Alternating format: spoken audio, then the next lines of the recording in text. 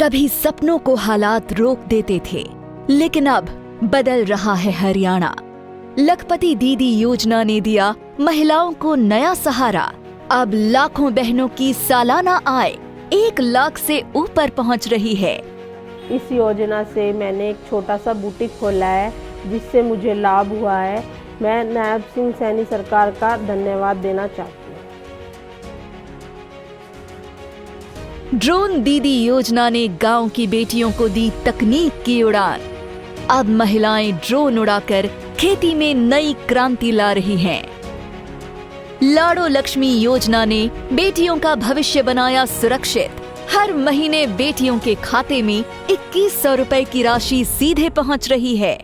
बेटियों को आर्थिक रूप से सशक्त करने के लिए दीनदयाल लाडो लक्ष्मी योजना वो शुरू की है।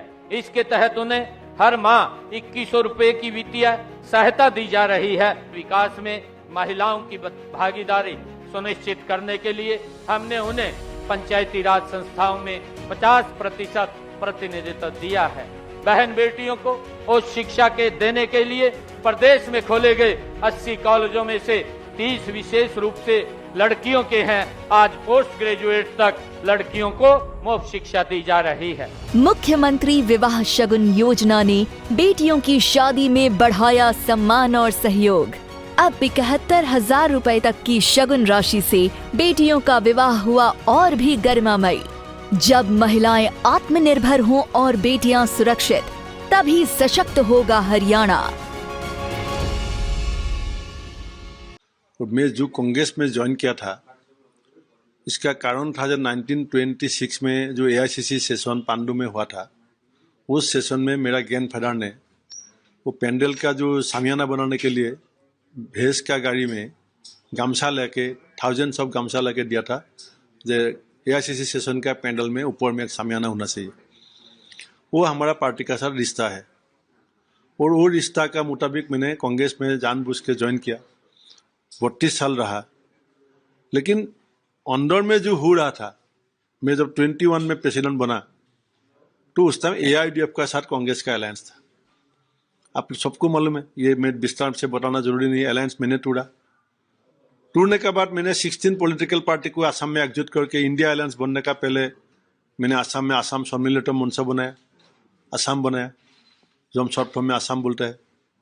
और सम्मिलित मंच ने जब 5 असेंबली बाई इलेक्शन आया, तब बोला जब बिहार में 2021 असेंबली में CPIML को सीट मिला था, आपको याद है।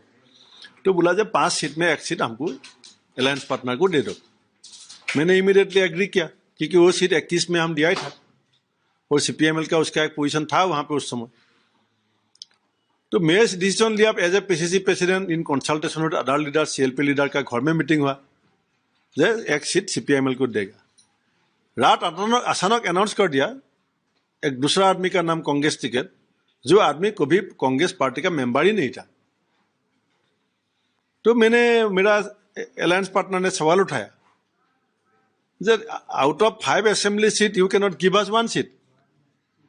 So how will depend on you in 2026 when we will have to discuss with you about 126 seat. तो मैं मोरल ग्राउंड में ठीक है, मैं फेल हुआ तो मैं रिजाइन कर दिया, अलायंस छूट गया। कुछ ने अलायंस तोड़ा, 1 सीट जिता किया। गौरव गोगोई ने सीट तो जिता नहीं पाया। वो लोकसभा में हमको जितना वोट मिला इतना ही वोट मिला। वो 1 महीना वहां पे बैठा, बहुत बड़ा भाषण भी दिया, पैसा भी खर्चा किया, सीट तो नहीं मिला। तो बाद में ये एक कैबिनेट मिनिस्टर, एक चीफ एडिटर टीवी का ट्वीट किया, जो वहां पे पैसा लिया है टिकट देने के लिए। पैसा का वजह से जो नॉन कांग्रेसी को टिकट मिला, टिकट मिलने का बाद पार्टी में ज्वाइन किया। ये बात मैं CWDC में जाके भी बोला, आंसर नहीं मिला। फिर भी मैं पार्टी का कुछ नुकसान होगा कुछ बाहर में ये बात जाने से मैं चुप रहा, मैं साइलेंट रहा, कभी ये बात बाहर में नहीं आने दिया। इस महीना फरवरी महीना 9 फरवरी को रात एक वीडियो कॉन्फ्रेंस हुआ। जितेंद्र सिंह जी और असम का सारे जो 6 लीडर है, मैं भी था, मीटिंग हुआ, डिसीजन हुआ कि अलायंस फिर बनाना है।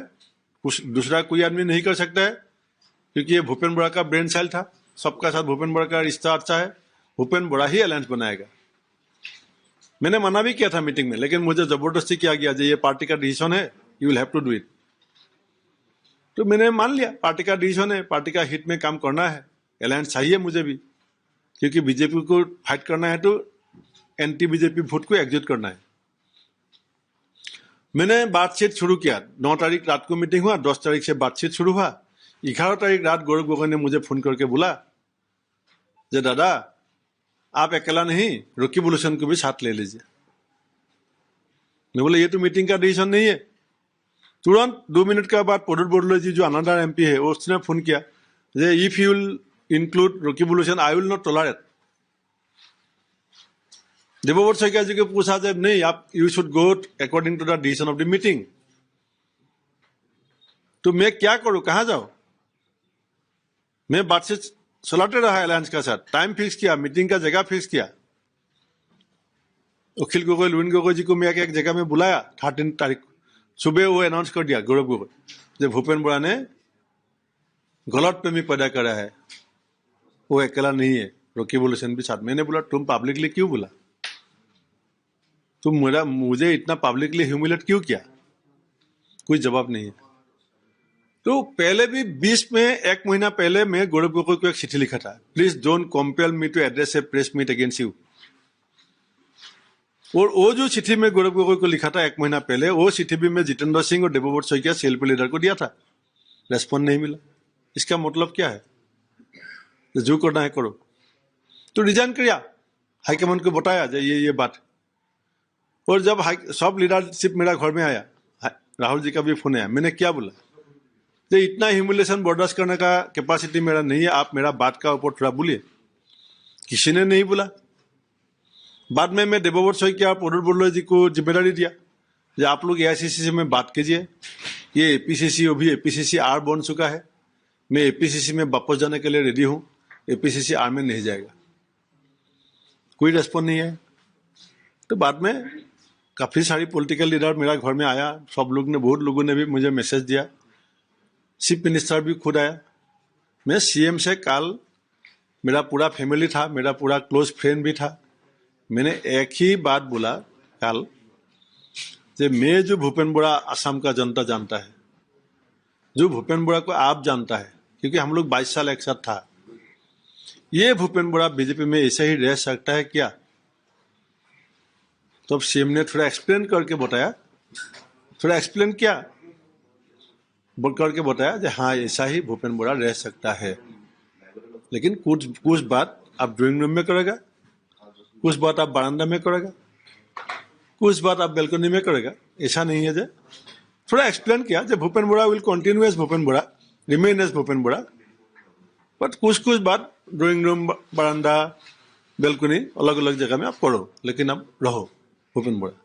तो इतना ही बात बोला। बाकी पॉलिटिकल बात कल बहुत दिन, क्योंकि ये सीएम का पहला विजिट मेरा घर में नहीं है।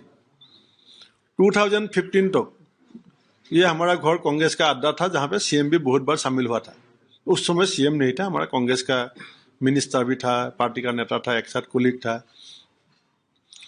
तो आज मुझे सीएम ने अपना घर में बुलाया है, टाइम अभी तक नहीं बुला है। पॉलिटिकल बोला जाए, आज तो पॉलिटिकल बात का सुजुग ही नहीं मिला। पूरा पुराना बात निकाला, मिजोरम में हम लोग क्या किया था, पुराना जो हमारा 22 साल का कुछ बात निकाला। तो बोला जा आज आप एक बार मेरा घर में आ जाओ, हम लोग